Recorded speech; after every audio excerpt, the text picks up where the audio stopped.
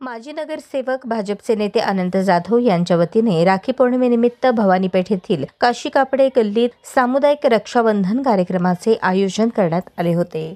दरम्यान छत्रपती शिवाजी महाराजांच्या मूर्तीस राखी बांधून कार्यक्रमाची सुरुवात करण्यात आली। या प्रसंगी आमदार विजयकुमार देशमुख, शिवसेना जिल्हा प्रमुख अमोल शिंदे, सामाजिक कार्यकर्ते दशरथ कसबे, भाजपचे ज्येष्ठ नेते राजाभाऊ काकडे, युवा सेनेचे धनाजी भोसले, माजी नगरसेवक विनायक विटकर, सचिन साळुंखे, दत्तात्रय बडगंची यांच्यासह मान्यवर व असंख्य भगिनी उपस्थित होते।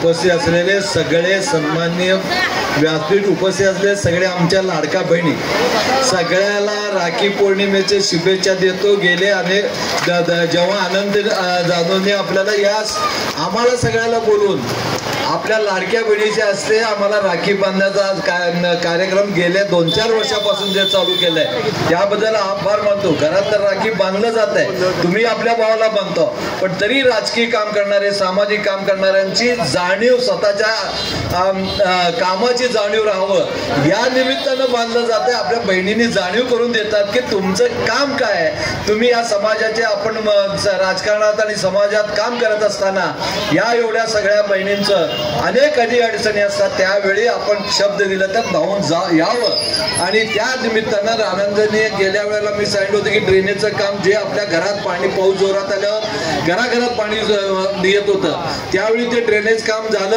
आज एवढे मोठे पाऊस आलं तरी थोडं घरात पाणी आज कमी झालंय। बघतो मराठा वस्तीमध्ये कार्यक्रम होत असताना अनंत जाधवांचा कार्यक्रम जेव्हा असतो पुरुषांपेक्षा कितीतरी पटीनं महिला त्याच्या पाठीमागे भाऊ म्हणून उभं राहत असतात आणि तुम्ही बहीण लोक त्याच्या पाठीमागे आहे म्हणून आनंद नेता सगळ्या सोलापूर जिल्ह्याचा नेता म्हणून फिरू शकताय।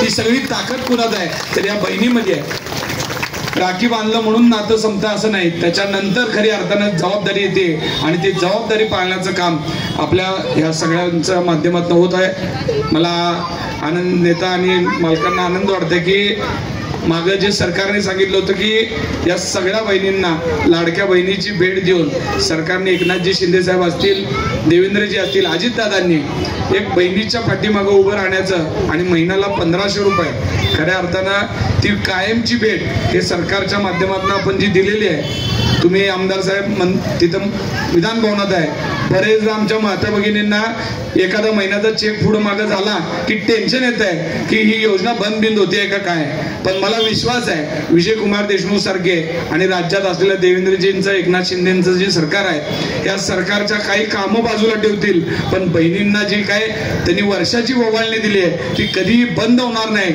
आणि आपण ती बंद होऊ देऊ नये यासाठी प्रयत्न करत राहावं असा मी आमदार साहेबांना विनंती करतो।